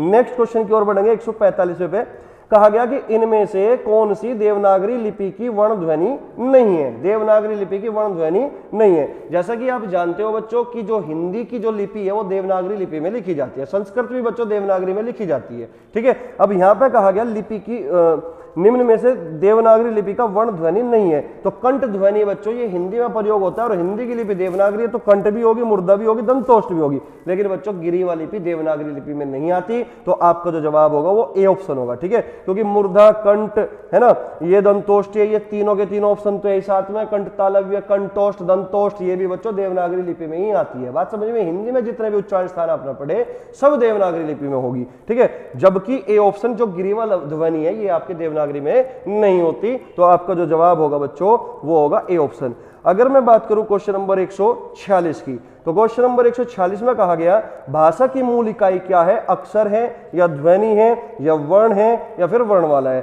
तो बच्चों ये जो सवाल है बच्चों ये ऑप्शन डिपेंडेंट सवाल है, क्योंकि आपने अगर पढ़ा होगा लुसेंट की किताब में, लुसेंट की किताब में पहला ही प्रश्न है, उसमें लिखा हुआ है कि भाषा की सबसे छोटी इकाई कौन सी है। और यहाँ पे इसका मतलब भी यही है, भाषा की मूल इकाई का और भाषा की सबसे छोटी इकाई का दोनों का मतलब बच्चों एक ही है। वहां पे जो आंसर दिया गया है वहां पे वर्ण दिया गया है, जबकि बच्चों यहाँ पे जो आंसर दे रखा है बच्चों, यहाँ पे जो आंसर होगा आपका अक्षर, ध्वनि, संकेत और वर्णमाला में से, तो आपका जो सही जवाब होगा ध्वनि होगा। अब कारण क्या है वो आपको समझना है, ठीक है बच्चों। अब समझिएगा कारण क्या होता है, क्यों ऑप्शन डिपेंडेंट होता है। अब बात को समझिए भाई आप मुझे एक बात बताओ, जब भी कोई इंसान किसी दूसरे इंसान से बात करता है तो सबसे पहले उसके मुख से क्या निकलेगा, आप बोलोगे कि सर ध्वनि निकलेगी, ठीक है बच्चों, क्या बोलोगे, ध्वनि निकलेगी। तो इसका मतलब मैं कह सकता हूं कि भाषा यानी कि जब कम्युनिकेशन करता है कोई भी दो लोग या 2 आदमी, तो किस माध्यम से करेगा, भाषा के माध्यम से करेगा। और भाषा बोलने के लिए पहले वो ध्वनि निकालेगा। तो भाषा की सबसे छोटी इकाई क्या कहलाई, फिर ध्वनि कहलाई। अगर बच्चों हमने ध्वनि को लिख दिया तो वो कहलाया वर्ण, यानी कि ध्वनि का जो लिखित रूप होता है वो कहलाता है वर्ण। बात समझ में आई। तो इसका मतलब जो इसका प्रेफरेंस होगी, वरीयता जो क्रम होगा वो क्या होगा, सबसे पहले बच्चों होता है ध्वनि, सबसे पहले बच्चों क्या होगी, ध्वनि। अब ध्वनि के बाद नंबर 1 पे, दूसरे नंबर 2 पे होगा बच्चों ध्वनि के बाद क्या होगा, वर्ण। वर्ण के बाद क्या होगा तीसरे नंबर पे मेरे भाई, अक्षर। अक्षर के बाद होगा भाई चौथे नंबर पे शब्दांश, और शब्दांश को ही हम उपसर्ग भी बोलते हैं, शब्दांश है ना। शब्दांश को हम क्या बोलते हैं बच्चों, उपसर्ग भी बोलते हैं शब्दांश को ही, ठीक है। अब अगर मैं बात करूं 5वें नंबर पे क्या होगा, शब्द होगा। और शब्द के बाद बच्चों शब्दों से मिलकर बनता है फिर पद यानी कि पद है ना। फिर उसके बाद बच्चों 7वें नंबर पे होगा पदबंध। पदबंध के बाद होगा बच्चों आपका 8वें नंबर पे होगा बच्चों, 8वें नंबर पे पदबंध के बाद होगा वाक्य। तो इस तरीके से चलता चला जाता है। 9वें नंबर पे होगा बच्चों अनुच्छेद, है ना, अनुच्छेद, क्योंकि वाक्य से मिलकर अनुच्छेद बनेगा। अनुच्छेद का मतलब एक तरीके से पैराग्राफ हुआ, ठीक है। और 10वें नंबर पे बच्चों जब अनुच्छेद बनेगा, अनुच्छेद से मिलकर वो वाक्य से मिलकर अनुच्छेद बनेगा, और अनुच्छेद से मिलकर बच्चों एक पैराग्राफ बनेगा, ठीक है ना। इस तरीके से अनुच्छेद को हम यहाँ पे पैराग्राफ, वाक्य से मिलकर अनुच्छेद, अनुच्छेद को ही हम क्या बोलते हैं, पैराग्राफ, है ना। अनुच्छेद से मिलकर क्या बनेगा, एक चैप्टर बनेगा यानी कि एक अध्याय बनेगा। क्या बनेगा बच्चों, अध्याय बनेगा, और बहुत सारे अध्याय से मिलकर क्या बनती है, पुस्तक बनती है, यानी कि रचना बनती है, ठीक है ना, कुल मिला के एक ग्रंथ बनता है। क्लियर होगी बात। तो इस तरीके से वरीयता होती है कि सबसे पहले बच्चों ध्वनि, ध्वनि के बाद वर्ण, वर्ण के बाद अक्षर, अक्षर के बाद शब्दांश, शब्दांश को उपसर्ग बोलते हैं, और फिर शब्द, और फिर पदबंध, वाक्य, अनुच्छेद, अध्याय और पुस्तक, ये क्रम है बच्चों। अब आपसे अगर सवाल में पूछता है कि भाषा की सबसे छोटी इकाई क्या है, भाषा की मूल इकाई क्या है, तो जब तक ऑप्शन में बच्चों ध्वनि मौजूद है तो आंसर ध्वनि ही रहेगा। भले ही ऑप्शन में बच्चों वर्ण भी हो, ध्वनि भी हो, अक्षर भी हो, शब्दांश भी हो, ये पहले 4 ही ऑप्शन हो तो आंसर ध्वनि ही लगेगा। अगर मान के चलो बच्चों ध्वनि है नहीं ऑप्शन में, ये है वर्ण है, अक्षर है, शब्दांश है, शब्द है, 4 ऑप्शन ये हैं, तो बच्चों अब वर्ण हो जाएगा। अब मान के चलो वर्ण भी ऑप्शन में नहीं है, अब ये है बच्चों 4 ऑप्शन ऊपर के, तो अब आंसर बच्चों अक्षर हो जाएगा। इसलिए ये ऑप्शन डिपेंडेंट क्वेश्चन बनाया जा सकता है, ऑप्शन को बदलकर आप एग्जामिनर आपसे पूछ सकता है। ये बात आपको सीखनी पड़ेगी, याद रखनी पड़ेगी, ठीक है बच्चों। तो इसलिए ऑप्शन डिपेंडेंट होता है। अब अगर मैं बात करूं बच्चों, ये पहले नंबर पर ध्वनि थी, अगर मैं बात करूं ध्वनि के बाद वर्ण था, कि भाषा की सबसे छोटी इकाई क्या होगी, तो याद रखना अब ध्वनि होगी भाषा की सबसे छोटी इकाई, ठीक है बच्चों। तो भाषा की सबसे छोटी इकाई ये तो ध्वनि कह सकते हो, वर्ण कह सकते हो, ध्वनि का लिखित रूप वर्ण कहलाता है, ठीक है। तो यहां लिख देता हूं मैं भाषा की सबसे छोटी इकाई। तो याद रखना 3 पॉइंट मैं यहाँ पे बताऊंगा। भाषा की सबसे छोटी इकाई, जब तक ऑप्शन में ध्वनि है ध्वनि, अगर ध्वनि नहीं है तो वर्ण। क्लियर हुई बात। अब अगर मैं बात करूं कि भाषा की सबसे छोटी सार्थक इकाई क्या होगी, भाषा की सबसे छोटी बच्चों सार्थक इकाई क्या होगी, तो भाषा की सबसे छोटी सार्थक इकाई होती है बच्चों शब्द। भाषा की सबसे छोटी सार्थक इकाई, भाषा की सबसे छोटी सार्थक इकाई क्या होगी, शब्द होगी। तो इसका मतलब यहाँ पे बच्चों आपका जो आंसर बनेगा वो शब्द बनेगा, क्योंकि जैसे कि हम मान के चलो हमने कै लिखा, तो जो कै है बच्चों ये छोटी इकाई तो है, ये ध्वनि भी और वर्ण भी है, ये कै छोटी इकाई तो है, सबसे छोटी इकाई तो है। लेकिन अगर बच्चों में कोई शब्द लिख दो, जैसे कि कमल ही लिख दिया मैंने, कमल, अब कमल बच्चों किसी का नाम भी हो सकता है, किसी व्यक्ति का नाम हो सकता है, या कमल का फूल भी हो सकता है, या कमल किसी कोचिंग सेंटर का नाम हो सकता है, कमल कुछ भी हो सकता है। कहने का मतलब ये हुआ, ठीक है ना। तो कुल मिला के बात ये हुई, जो यहाँ पे कमल होगा इसका कुछ ना कुछ अर्थ अवश्य है। तो इसलिए भाषा की सबसे छोटी भी और सार्थक भी, क्योंकि अर्थ तो देगा ना, सार्थक का मतलब जो अर्थ देगा, ठीक है ना। तो भाषा की सबसे छोटी भी है और सार्थक भी है, क्या कहलाएगी, शब्द कहलाएगी। लेकिन बच्चों अगर मैं बात करूं कि भाषा की सबसे बड़ी पूर्ण सार्थक इकाई क्या होगी, सबसे बड़ी पूर्ण सार्थक इकाई क्या होगी, तो भाषा की सबसे बड़ी पूर्ण सार्थक इकाई मेरे भाई वाक्य होगी। भाषा की सबसे बड़ी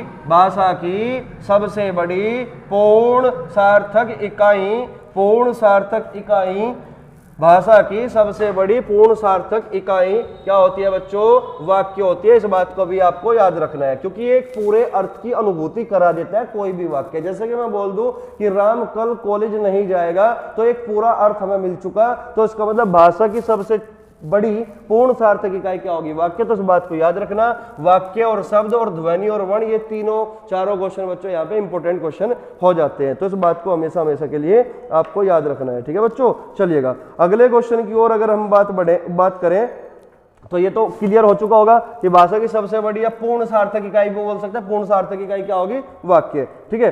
अब अगला क्वेश्चन है बच्चों कक्षा शब्द का शुद्ध उच्चारण क्या होगा। तो ऑप्शन ए में ये लिखा हुआ है कक्षा, बी ऑप्शन में लिखा है कच्छ, सी ऑप्शन में लिखा है कक्षा, और डी ऑप्शन में बच्चों कक्षा, ठीक है ना। तो कौन सा शुद्ध उच्चारण होगा, तो कक्षा शब्द लिखा है मेरे भाई।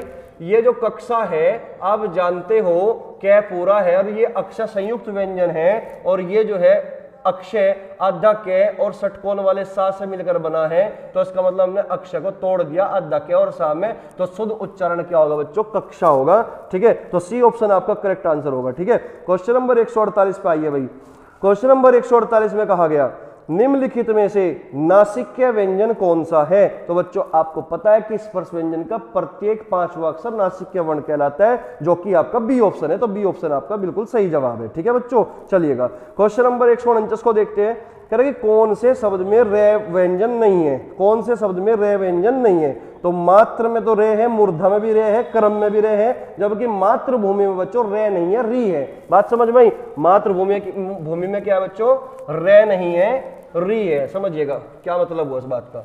अब अगर मैं बात करूं बच्चों मात्र की, देखिए बच्चों जो मात्र शब्द है, मात्र को अगर हम वर्ण विच्छेद करें तो में आ स्वर है, मैं आधा कर दिया, आ स्वर हो गया, प्लस यहां पे तय आधा है और यहां पे रे, ये रे पूरा है और इसमें ए स्वर है। तो यहां पे बच्चों ये जो रे है, यहां पर रे है लेकिन रे व्यंजन नहीं है, ये पूछ रखा था ना, तो इसका मतलब इसमें तो रे है, तो इसका मतलब ये तो गलत हो गया आपका ऑप्शन। ठीक है, अगर मैं बात करूं बच्चों बी ऑप्शन की, तो बी ऑप्शन में लिखा है मुर्दा। अब जो मुर्दा है बच्चों, इसका मैं वर्ण विच्छेद करूं तो मैं आधा है और ऊ बड़ा है। ठीक है बच्चों, और यहाँ पे धै जो है आधा है, धै से पहले बच्चों ए होगा क्योंकि यहाँ पर रेफ वाला रे है। ठीक है ना, मैं और ओ बड़ा हुआ और फिर यहाँ पे बच्चों रेफ वाला रे यहाँ पे आ जाता है रे, क्योंकि आप जानते हो कि जो रेफ वाला रे होता है जिस वर्ण के ऊपर होता है उसका जो उच्चारण होगा उस वर्ण से पहले होगा, तो धै से पहले उच्चारण रे का होगा। ठीक है ना, तो इसका मतलब इसमें तो रे आ चुका, तो ये भी आपका गलत जवाब है। तो आगे भी मैं कर देता हूँ धै आधा धै और आ। ठीक है बच्चों, सी ऑप्शन की अगर मैं बात करूं तो सी ऑप्शन में बच्चों क्रम लिखा हुआ है, क्रम। अब यहाँ पे क्या होगा, आधा कै है और रे पूरा है और उसमें से ए स्वर निकाल लोगे तो बन गया बच्चों करे, और इसमें से मैं और मैं में से ए स्वर निकाल लिया, तो इसका मतलब यहाँ पे भी बच्चों आपका रे व्यंजन है, तो ये भी आपका गलत जवाब हुआ। अगर बच्चों में बात करूं मातृभूमि की, तो मातृभूमि में अगर हम देखें इसका वर्ण विच्छेद करें तो मैं में आ स्वर है और यहाँ पे तय आधा है और इसमें से री स्वर निकाल लिया, क्योंकि यहाँ पे बच्चों ये तय के नीचे जो लगा हुआ है इसको बोलते हैं हम री। और आप जानते हो कि किसी एक व्यंजन में केवल एक ही, किसी एक व्यंजन में केवल एक ही स्वर हो सकता है, एक से ज्यादा स्वर नहीं हो सकता।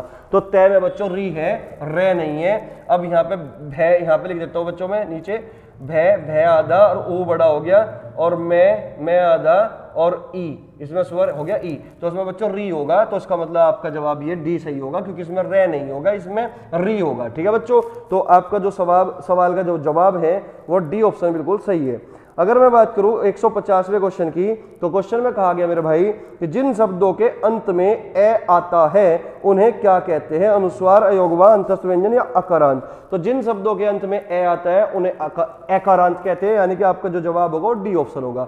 और जिन शब्दों के अंत में आ आता है बच्चों उसे आकारांत कहते हैं, और जिन शब्दों के अंत में ई आता है उसको ईकारांत कहते हैं, और जिन शब्दों के अंत में ऊ आता है तो उसको उकारांत कहते हैं। तो ये सिंपल सा क्वेश्चन बच्चों पूछा गया था आरआरबी 2010 में, तो डी ऑप्शन इसका सही जवाब हुआ। ठीक है, नेक्स्ट क्वेश्चन की अगर मैं बात करूं, क्वेश्चन नंबर 151, वे का उच्चारण स्थान क्या होगा। तो वे के उच्चारण स्थान के लिए बच्चों मैं कई बार आपको बता चुका पिछली क्लास में कि वे इकलौता एक ऐसा वर्ण है जो दो अलग अलग वर्णों से मिलकर नहीं बना होता, लेकिन उच्चारण स्थान बच्चों इसका दो अलग अलग जगह से होता है। तो वे का जो उच्चारण स्थान होगा बच्चों वो होगा दंतोष्ठ, यानी कि सी ऑप्शन आपका सही जवाब होगा, दंतोष्ठ। ठीक है ना, तो पिछली क्लास जरूर देखनी है बच्चों आपको, और इस वीडियो में जितने भी सवाल आप देख रहे होंगे तो आपको अपने आंसर भी मैच करने हैं कि आपके कितने सही है कितने गलत है। ठीक है, अगले क्वेश्चन में बढ़ेंगे भाई, क्वेश्चन नंबर 152 में।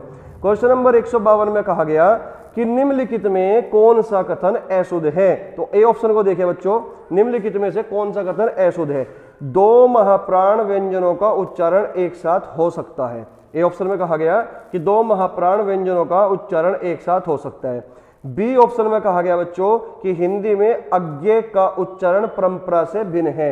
हिंदी में अज्ञे का उच्चारण क्या है, परंपरा से भिन्न है, ये क्वेश्चन में कहा गया। अब बात को समझिएगा, इस बात का मतलब क्या होगा। अब जो अज्ञे ज्ञानी होता है वो संयुक्त व्यंजन है। एक तो अज्ञे ज्ञानी क्या है भाई, संयुक्त व्यंजन है।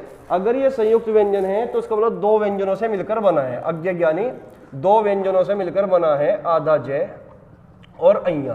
क्लियर हुई बात। लेकिन ये परंपरा से भिन्न है, ये बात बिल्कुल सच है, क्योंकि आधा जय और अय्या, जय और अय्या का तो उच्चारण हम कर ही नहीं रहे। अज्ञा ज्ञानी बोलते हैं इसको, अज्ञा बोलते हैं, तो जय और अय्या का तो उच्चारण हो ही नहीं, तो इसका मतलब इस परंपरा से इसका उच्चारण भिन्न हो चुका। तो ये बात तो बिल्कुल सत्य होगी, यानी कि ये शुद्ध हो गया। और हमें बताना क्या था बच्चों, हमें बताना था अशुद्ध कौन सा है, तो बी ऑप्शन बिल्कुल शुद्ध है। अगर मैं सी ऑप्शन की बात करूं कि अक्षर संयुक्त व्यंजन है तो बिल्कुल शुद्ध हो गया। ठीक है, अगर मैं डी ऑप्शन की बात करूं विसर्ग का उच्चारण कंठ से होता है, ये भी बच्चा शुद्ध हो गया।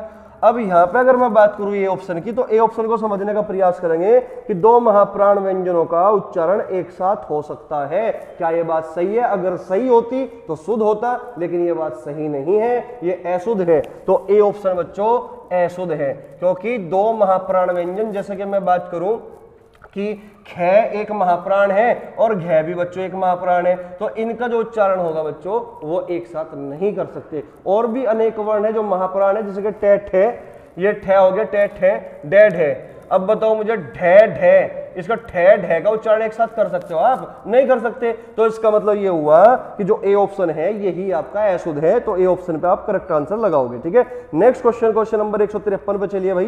क्वेश्चन नंबर 153 में कहा गया निम्नलिखित में से कौन सा उत्तर सही है।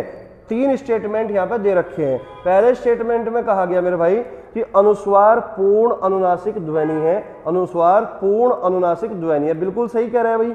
जो अनुस्वार होते हैं इसको अनुनासिक व्यंजन हम कह सकते हैं, अनुस्वार को अनुनासिक व्यंजन हम कह सकते हैं, नासिक के वर्ण भी हम कह सकते हैं, तो ये पूर्ण अनुनासिक ध्वनि है, बिल्कुल सही है। दूसरे स्टेटमेंट में कहा गया वर्ग का पंचमाक्षर अनुनासिक होता है, ये बात भी बिल्कुल सही कहा गया। तीसरा स्टेटमेंट दे रखा है कि अनुनासिक के उच्चारण के दौरान नाक से बहुत कम सांस निकलती है और मुख से अधिक निकलती है। अब बात को समझना, ये पॉइंट इंपॉर्टेंट है। अब भाई अगर मैं बात करूं अनुनासिक व्यंजन की, तो अनुनासिक व्यंजन में जो ध्वनि निकलती है, वायु निकलती है, वो नाक से ज्यादा निकलती है अनुनासिक व्यंजन में। लेकिन अगर मैं बात करूं अनुनासिक स्वर की, यानी कि जितने भी स्वर होते हैं उनके ऊपर अगर चंद्र बिंदु है तो उसमें नाक से कम निकलेगी और मुंह से ज्यादा निकलेगी। तो यहाँ पे जो स्टेटमेंट दे रखा है कि नाक से कम मुंह से अधिक निकलती है तीसरे स्टेटमेंट में, तो ये अनुनासिक स्वर के बारे में है। तो इसका मतलब तीनों के तीनों स्टेटमेंट आपके बिल्कुल सही हो जाते हैं। तो बी ऑप्शन बच्चों आपका करेक्ट जवाब है। क्वेश्चन नंबर 154 को अगर पढ़ें तो क्वेश्चन में कहा गया निम्न में अनुनासिक वर्ण कौन सा है, तो पे, बे, में और थे। तो पे वर्ण पे वर्ग का पहला वर्ण है, बे, पे, फे, बे पे वर्ग का तीसरा वर्ण है, और जो सी ऑप्शन है बच्चों ये पे वर्ग का में यानी कि पांचवा वर्ण है, यही आपका जो है पंचमाक्षर होगा, इसी को हम अनुनासिक वर्ण बोल देंगे। और जो बच्चों डी ऑप्शन है ते थे दे, तो ते वर्ग का दूसरा वर्ण है, तो इसका मतलब ये भी आपको पंचमाक्षर नहीं है। तो आपका जो सही जवाब होगा बच्चों वो सी ऑप्शन होगा 154 का सी। ठीक है, नेक्स्ट क्वेश्चन है आपका क्वेश्चन नंबर 155, कह रहा है कि दर्ग का वर्ण विच्छेद क्या होगा। तो दर्ग का वर्ण विच्छेद देखते हैं बच्चों किस तरीके से आपको करना है। ये हालांकि मैं करके अभी बताया था आपको कि किस तरीके से आप वर्ण विच्छेद करेंगे, तो एक बार इसको भी समझेंगे भाई। दर्ग का वर्ण विच्छेद, अब जैसे कि बच्चों यहाँ पर दर्ग लिखा हुआ है, अब दर्ग का वर्ण विच्छेद करना है, तो आप जानते हो कि किसी एक व्यंजन में एक ही स्वर हो सकता है। अब दे में बच्चों री है, तो दे हो गया आधा, री हमने निकाल लिया। ठीक है बच्चों, री हमने निकाल लिया। अब गे है बच्चों, गे में ए स्वर है, गे कर दिया आधा और ये हो गया ए, तो इसका जो वर्ण विच्छेद होगा बस ये होगा। ठीक है, तो यानी कि आपका जो भी ऑप्शन ये मैच करेगा वही आपका आंसर होगा। तो आधा दे, री, आधा गे और ए, इसका मतलब पहला ही ऑप्शन आपका करेक्ट आंसर हो जाता है, यही आपका मैच करेगा। ठीक है बच्चों, नेक्स्ट क्वेश्चन की ओर बढ़ेंगे। क्वेश्चन नंबर 156 कह रहे कि उद्यान का शुद्ध वर्ण विच्छेद क्या होगा। तो उद्यान को भी बच्चों समझने का प्रयास करेंगे। उद्यान की अगर मैं बात करूं तो उद्यान में बच्चों जो ये वाला ध्याय होता है इसको समझने का प्रयास करेंगे भाई। देखिए अगर मैं आपसे बात करूं कि संयुक्त व्यंजनों की संख्या कितनी है, आप कहोगे सर 4 है। कौन कौन से? अक्षय है, तरे है, अज्ञानी है और सरे है। लेकिन आपको ये बात भी पता होना चाहिए कि जो विद्यालय वाला ध्याय होता है ये भी संयुक्त व्यंजन ही होता है, क्योंकि ये भी दो व्यंजनों का मेल ही कहलाता है। ये भी दो व्यंजनों से मिलकर ही बना होता है। ये भी जो है दो व्यंजन एक ही स्वर के सारे ही बोले जाते हैं, तो उसका मतलब ये भी जो है आपका संयुक्त व्यंजन है। लेकिन प्रॉब्लम ये है कि ये जो है ना, जो ध्याय है विद्यालय वाला ध्याय, इसका जो क्रम होगा हम संयुक्त व्यंजनों की श्रेणी में नहीं रखते। उसका कारण यह है कि एनसीईआरटी की दृष्टि से इस ध्याय को बच्चों हमने अशुद्ध माना है, ये अशुद्ध रूप है संयुक्त व्यंजन का। ठीक है, लेकिन ये बनता है दो व्यंजनों से मिलकर ही। जिस तरीके से मैं आपको पहले बताया था कि हर संयुक्त व्यंजन के अंदर ही छिपे होते हैं राज। अब यहाँ पे बच्चों ये आधा दे है और नीचे ये है, तो इसका मतलब आधा दे और ये से मिलकर बना है ये। ठीक है बच्चों, अब ये उद्यान का वर्ण विच्छेद हमें करना है, तो ऊ तो स्वर है, मूल स्वर प्लस, अब ये यहाँ पे आधा दे हुआ और ये से में से आ स्वर निकाल लोगे तो ये भी आधा होगा, अ और ने और ए, तो इसका मतलब इसका जो आपका वर्ण विच्छेद होगा ये होगा, जोन सा भी ऑप्शन मैच करेगा वही आंसर होगा।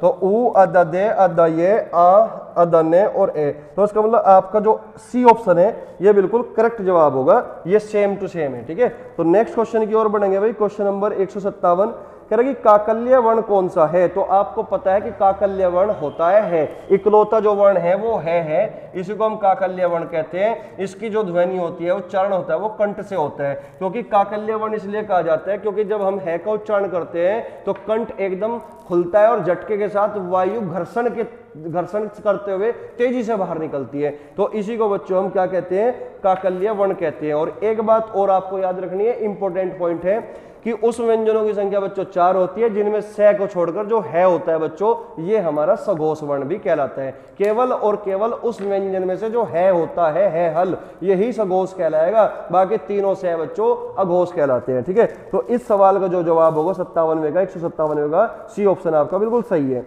158वें की अगर मैं बात करूं मेरे भाई, रे का विवरण है, रे का विवरण है, 4 ऑप्शन दे रखे हैं बच्चों। अगर चारों ऑप्शन को आप ध्यान से देखो ऊपर से नीचे की तरफ, तो सारे ऑप्शन में बच्चों वत्सरीय वर्ण लिखा हुआ है। ठीक है बच्चों, तो आप सबसे पहले वत्सरीय वर्ण के बारे में समझिए। वत्सरीय वर्ण का मतलब होता है कि जिन वर्णों का उच्चारण हम करते हैं और वो जो दांत होते हैं, दांत से ऊपर अगर मसूड़े को टच करे ना, जीभ का अगला भाग, उसी को हम वत्सरीय वर्ण कहते हैं। और वत्सरीय वर्ण कौन से होंगे मैं यहाँ पर लिख भी देता हूं। वत्सरीय वर्ण बच्चों नस्ल रज, इस तरीके से आपको याद रखना है, ने, से, ले, रे और जय, तो इस तरीके से याद रखो नस्ल रज। अब कुछ किताबों में बच्चों आपको जय मिलेगा और कुछ किताबों में नहीं मिलेगा, केवल और केवल 4 मिलेंगे, ठीक है ना। लेकिन जय भी बच्चों नस्ल रज के अंदर आता है और ये जय भी आपका वत्सरीय वर्ण ही होगा। ठीक है, ने, से, ले, रे, ये तो होंगे ही होंगे, बात समझ में आई। तो यहाँ पे कहा गया कि वत्सरीय वर्ण कौन सा है, तो बच्चों क्या रे वत्सरीय वर्ण है, आप कहोगे सर बिल्कुल, तो पहले, दूसरे, तीसरे, चौथे ऑप्शन में तीनों में, चारों में वत्सरीय है, तो इसका मतलब रे तो वत्सरीय है। ठीक है, अब अगर मैं बात करूं रे की, तो रे लुंठित है लेकिन पार्श्विक नहीं है, तो बी ऑप्शन हो जाता है बच्चों गलत, क्योंकि बी पार्श्विक वर्ण नहीं है। अगर सी ऑप्शन की बात करो बच्चों, संघर्षी का मतलब होगा उस व्यंजन, तो रे बच्चों अंतस्थ है लेकिन संघर्षी नहीं है, सी ऑप्शन भी आपका गलत हो जाता है। अगर डी ऑप्शन की बात करो बच्चों, डी ऑप्शन में लिखा हुआ है वत्सरीय के बाद स्पर्श, तो बच्चों रे जो है स्पर्श व्यंजन नहीं होता, ये अंतस्थ होता है, इसलिए बच्चों ये आपका जो रे है ये आपका यहाँ पर डी ऑप्शन गलत होगा क्योंकि स्पर्श नहीं है। तो आपका जो सही जवाब होगा भाई वो होगा ए ऑप्शन। ठीक है, अब नेक्स्ट क्वेश्चन क्या है बच्चों, नेक्स्ट क्वेश्चन है 159 में कहा गया निम्न में अर्धस्वर कहलाता है, निम्न में अर्धस्वर कहलाता है। तो ऑप्शन है बच्चों ए, ये अर्धस्वर है, तो ये और वे बच्चों आपको पता होगा ये और वे दोनों के दोनों अर्धस्वर ही होते हैं, क्योंकि अंतस्थ व्यंजन 4 होते हैं और अंतस्थ व्यंजन में बच्चों ये, रे, ले, वे 4 व्यंजनों की संख्या, और उसमें से बच्चों ये और वे जो होंगे ये आपके अर्धस्वर होंगे। ठीक है, तो अगले क्वेश्चन की ओर बढ़ेंगे। अगले क्वेश्चन में क्वेश्चन नंबर 160 की ओर बढ़ेंगे भाई। क्वेश्चन नंबर 160 में कहा गया स्पर्श व्यंजन कंठ्य ध्वनि अघोष और महाप्राण ध्वनि है। ठीक है ना, स्पर्श व्यंजन कह रहा कि स्पर्श व्यंजन भी हो, ऑप्शन ए के है, फिर गे है, और फिर बच्चों खे है, और फिर बच्चों घे है, ये आपके सामने 4 ऑप्शन है। ठीक है ना, तो इसमें कहा गया कि वो स्पर्श व्यंजन भी हो, वो कंठ्य ध्वनि भी हो, वो अघोष भी हो, और वो महाप्राण ध्वनि भी हो। तो एक एक को चेक करेंगे, एलिमिनेशन मेथड से हम प्रयोग करेंगे। अगर मैं बात करूं कै की, तो कै बच्चों स्पर्श व्यंजन भी है, गे भी स्पर्श व्यंजन है, खे भी स्पर्श व्यंजन है, और घे भी, क्योंकि कै वर्ग के ही वर्ण है। ठीक है, अगर मैं बच्चों बात करूं कंठ्य की, तो सारे के सारे का उच्चारण स्थान कंठ से ही होगा। अगर मैं बात करूं बच्चों अघोष की, तो अघोष के बारे में हम जानते हैं कि पहला और दूसरा वर्ण अघोष होता है, तो कै पहला है, ये तीसरा वर्ण होने के कारण ये सघोष हो जाता है, ये गलत हो गया।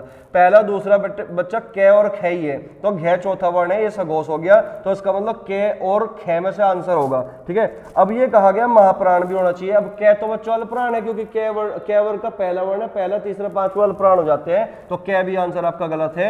तो सी ऑप्शन बिल्कुल आपका करेक्ट आंसर होगा, सी ऑप्शन क्वेश्चन नंबर 160 का।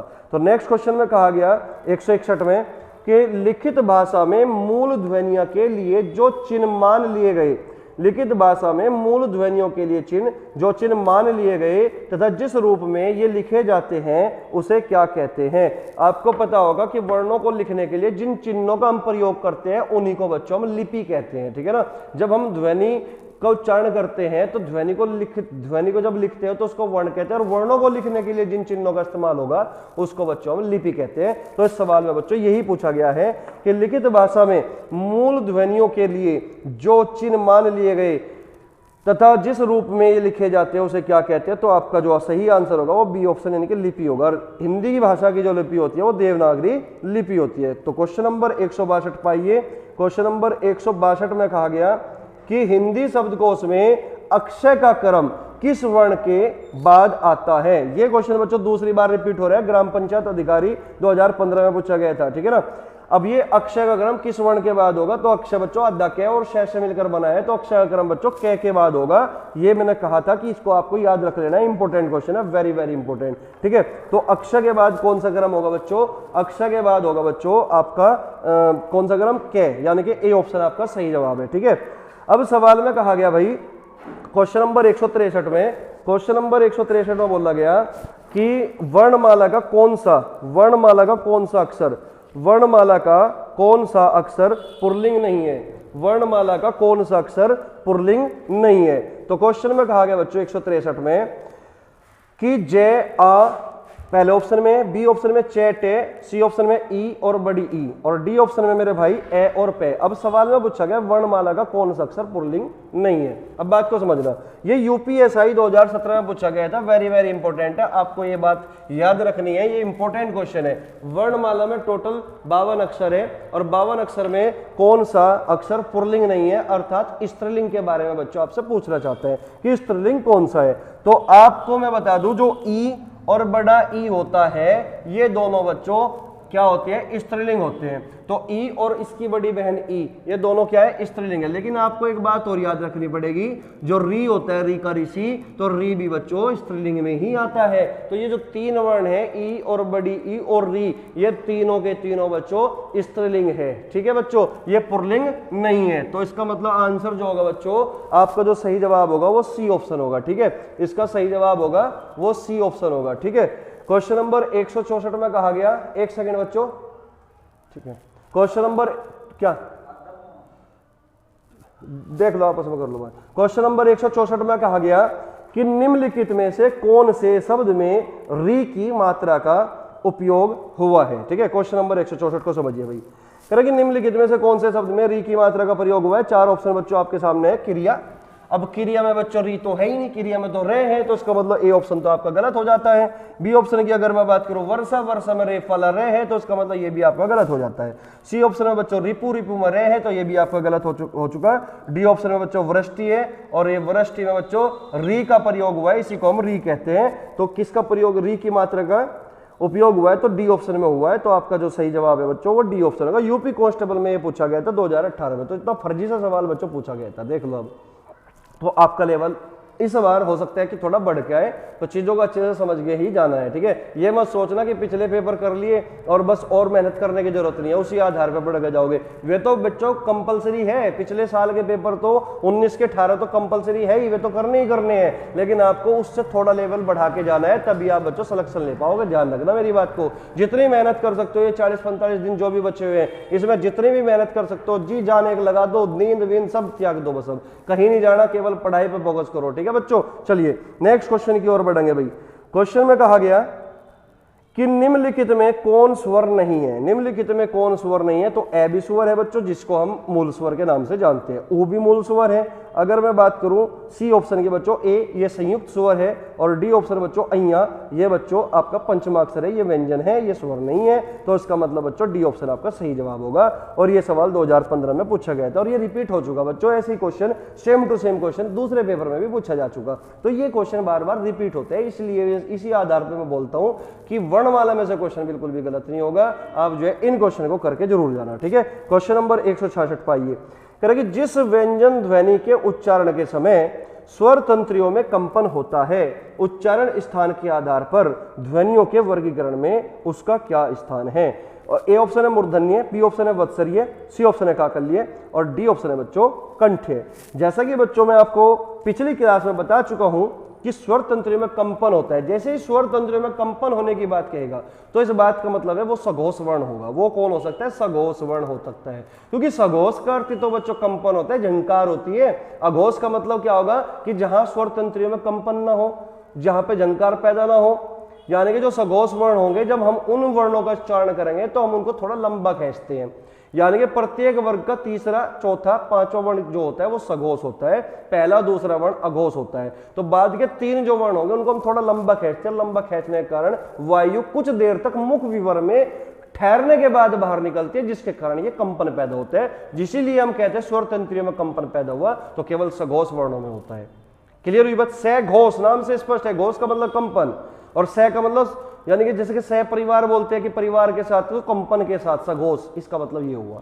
ठीक है, तो यहां पे बच्चों अगर मैं बात करूं कि उसका क्या स्थान होगा, आपको मैंने पहले भी बता चुका। ये बहुत ही अच्छा क्वेश्चन है बच्चों, यूपी ट्रिपल में पूछा गया था 2019 में। तो मैं आपको पहले भी बता चुका, केवल और केवल है वर्ण उस व्यंजन में से एक ऐसा वर्ण है, उस व्यंजनों की संख्या 4 है और उसमें 3 से है और 1 है। केवल और केवल है, यही बच्चों सघोष होगा उस व्यंजन में से, और इसी का नाम भाई काकल्य व्यंजन होता है। इसी का नाम क्या होता है बच्चों? इसी का नाम काकल्य व्यंजन होता है। तो आपका जो सही जवाब होगा सी ऑप्शन होगा, क्योंकि है अपने आप में एक सघोष वर्ण है, और यहाँ पे है तो नहीं दिया लेकिन नाम लिख के दे दिया काकल्य, तो काकल्य व्यंजन सघोष तो है ही, तो इसका मतलब सी ऑप्शन आपका सही जवाब होगा। क्वेश्चन नंबर आ जाओ 167 पे, 167 पे। ठीक है, क्वेश्चन में कहा गया प्रत्येक शब्द की वर्तनी के सभी वर्णों को उसी क्रम में अलग अलग दिखाना क्या कहलाता है? कह रहा कि प्रत्येक शब्द की वर्तनी के सभी वर्णों को उसी क्रम में अलग अलग दिखाना क्या कहलाता है? तो 4 ऑप्शन बच्चों आपके सामने, वर्ण संयोजन, वर्ण विच्छेद, संधि या संधि विच्छेद। ठीक है बच्चों, तो आपको यह पता होना चाहिए कि स्वर वर्णों और व्यंजन वर्णों को अलग अलग करने की जो प्रक्रिया होती है उसी को बच्चों हम वर्ण विच्छेद कहते हैं। और यहाँ पे यही तो बात कही गई कि शब्द की वर्तनी के सभी वर्णों को उसी क्रम में अलग अलग दिखाना, यानी कि वर्णों का विच्छेद कर दिया, वर्णों को हमने तोड़ दिया, ब्रेक कर दिया, तो उसी को क्या बोलेंगे? वर्ण विच्छेद बोलेंगे। तो डी ऑप्शन बच्चों आपका बिल्कुल करेक्ट जवाब होगा, क्योंकि यहाँ पे हम स्वर को अलग कर देते हैं, व्यंजन को अलग कर देते हैं, और इसी प्रक्रिया को हम वर्ण विच्छेद के नाम से जानते हैं। तो आपका जो सही जवाब होगा वो बी ऑप्शन होगा। ठीक है, नेक्स्ट क्वेश्चन, क्वेश्चन नंबर 168 यानी कि 168। क्वेश्चन में कहा गया किस शब्द में री स्वर नहीं है? तो बच्चों कृपा, कृपा में री है। बी ऑप्शन कृष्ण, कृष्ण में भी री है। दृष्टि में भी री है। और डी ऑप्शन बच्चों आज, आज में री नहीं है। तो आपका बिल्कुल सिंपल और फर्जी क्वेश्चन यूपी बीएड 2012 में पूछा गया था, बच्चा भी जानता होगा इसमें री नहीं है, तो इसका जो जवाब है वो डी ऑप्शन है। ठीक है, तो नेक्स्ट क्वेश्चन, क्वेश्चन नंबर 169 जो कि आज की क्लास का लास्ट क्वेश्चन है, और इसी के साथ बच्चों हिंदी वर्णमाला की प्रैक्टिस का अंत होगा, क्योंकि 169 क्वेश्चन बिल्कुल प्रीवियस के क्वेश्चन जो पीछे पूछे जा चुके, पिछले प्रीवियस के क्वेश्चन है, तो ये सारे क्वेश्चन बच्चों इस बार आने की संभावना है। वर्णमाला में से अगर क्वेश्चन आया तो इनसे बाहर नहीं जाएगा, क्योंकि हर एक पॉइंट बिल्कुल बारीकी से मैंने डिस्कस करने की कोशिश की, ताकि बच्चा जो है अगर कंटेंट भी नहीं पढ़ चुका या टाइम नहीं है उसके बाद, तो इन्हीं क्वेश्चनों के जरिए वो अपना कंटेंट भी रेडी कर सकता है, और इन्हीं क्वेश्चनों को बार बार देखकर बच्चों वो पेपर में जाए, और जो है बिल्कुल भी हर एक चैप्टर की इसी तरीके से मैं सीरीज लाऊंगा, ताकि हर बच्चा हर एक चैप्टर में अच्छा कर सके। यानी कि मेरा टारगेट ये है बच्चों कि हिंदी में 37 क्वेश्चन हो गए, तो 37 के 37 क्वेश्चन मेरा टारगेट ये है, 37 के 37 क्वेश्चन आपको पढ़ाए हुए मिले, और जो है आप ये सारे क्वेश्चन बिल्कुल ठीक करके आओ। लेकिन फिर भी कई बार ऐसा भी हो जाता है कि आप पेपर में गए और क्वेश्चन आता तभी आप गलत करिए, यानी कि वहां पर गोला भरने में गलती कर दी, सवाल का आंसर वहां तो ठीक लगा दिया लेकिन गोला भरने में गलती कर दी, तो ये बच्चों आपकी खुद की गलती होगी, लेकिन पढ़ाया हुआ सब कुछ मिलेगा। ठीक है, याद रखना इस बात का। ठीक है, तो क्वेश्चन नंबर 169 को देखते हैं। कहा कि जिह्वा की नोक जब ऊपर के दांतों की पंक्ति के सामने वाले दांत के ऊपरी हिस्से के संपर्क में आकर वायु के प्रवाह को अवरुद्ध करती है, ऐसे उच्चारण स्थान को क्या कहा जाता है? दंत्य, मूर्धन्य, तालुव्य या फिर वत्सर्य। तो इसने कहा कि जो ऊपर के दांत है और ऊपर के दांत से भी ऊपर वाली पंक्ति को स्पर्श कर जाए, तो ऊपर के दांत से तो ऊपर मेरे भाई मसूड़े ही तो है, और जब जीभ का गला जो भाग है मसूड़ों को स्पर्श करेगा, और उसी को बच्चों हम वत्सर्य वर्ण कहते हैं, क्योंकि वत्सर्य का मतलब ही मसूड़ा है। बात समझ में आई? वत्सर्य का मतलब ही क्या है बच्चों? मसूड़ा है। ठीक है, अब यहाँ पर जो आंसर होगा आपका डी ऑप्शन होगा, ठीक है। तो जिह्वा की नोक यानी कि जीभ का अगला भाग जब दांत से ऊपर स्पर्श करेगी और दो ऊपर स्पर्श करेगी तो इसका मतलब वत्सरीय को स्पर्श करेगी। और वत्सरीय वर्ण मैंने आपको बता दिए कि वत्सरीय वर्ण जो हो गए वो ने, से, ले, रे और जे होते हैं बच्चों। तो इनमें से आपको अगर मान लो 4 ऑप्शन देके ये भी पूछ लिया कि बताइए निम्न में से कौन सा वत्सरीय वर्ण है, तो इनमें से ही मिलेगा बच्चों एक ऑप्शन, तो आप लगा दोगे, ठीक है। चलिए, तो 169 के साथ ही बच्चों इस क्लास का आज हम अंत करेंगे। बस मेरी आपसे आज छोटी सी एक गुजारिश है, विनती है, विनती समझ लो या गुजारिश समझ लो। बस मैं आपको इतना कहना चाहता हूं कि आप पढ़ लो, कैसे भी करके बच्चों सिलेक्शन लेना ही लेना है, क्योंकि ये मान लो 5 साल बाद जो भर्ती आई है इसके बाद भर्ती आने की कोई संभावना नहीं है, ठीक है। और अब तो बच्चों 3 साल की छूट भी मिल गई, सोने पे सुहागा और हो गया। जो बच्चे मतलब एज ओवर एज हो रहे थे वो भर नहीं पा रहे थे, तो वो भी भर पाएंगे अब, ठीक है ना। हर बच्चे को अब मौका मिल चुका, अगर अब भी इस मौके को गवा दिया तो ये मान लो कि उससे मूर्ख आदमी इस दुनिया में नहीं पैदा हुआ होगा जो सीरियस होगा और इतनी बड़ी वैकेंसी में भी अगर वो सिलेक्शन नहीं ले पा रहा होगा, ठीक है। आप कैसे भी पढ़ो, कहीं से भी पढ़ो, सभी टीचर अच्छा पढ़ाते हैं, ठीक है, कहीं से भी पढ़ो पर पढ़ो जरूर, ठीक है ना। क्योंकि आपको सिलेक्शन लेना है, आपको किसी भी चीज में नहीं घुसना, सिलेक्शन लेके आपको निकल जाना है, ठीक है। और एक बार यूपी पुलिस में कांस्टेबल बन गए ना बच्चों, तो आपको पढ़ाई बिल्कुल नहीं छोड़नी, यूपीएसआई की तैयारी करनी है फिर, ठीक है ना। क्योंकि हमेशा सपने बड़े देखो, तब ही सपने छोटे पूरे होंगे। क्लियर हुई बात? तो चलिए बच्चों, मिलते हैं फिर नेक्स्ट क्लास में अगली सीरीज में। अगली जो सीरीज होगी बच्चों वो संधि की होगी, वर्णमाला आज खत्म हो चुकी, तो अगली सीरीज में मिलेंगे संधि के साथ, ठीक है। चलिए, तब तक के लिए वही पढ़ते रहिए, स्वस्थ रहिए और जो अपना ध्यान रखिए, और जय हिंद, जय भारत।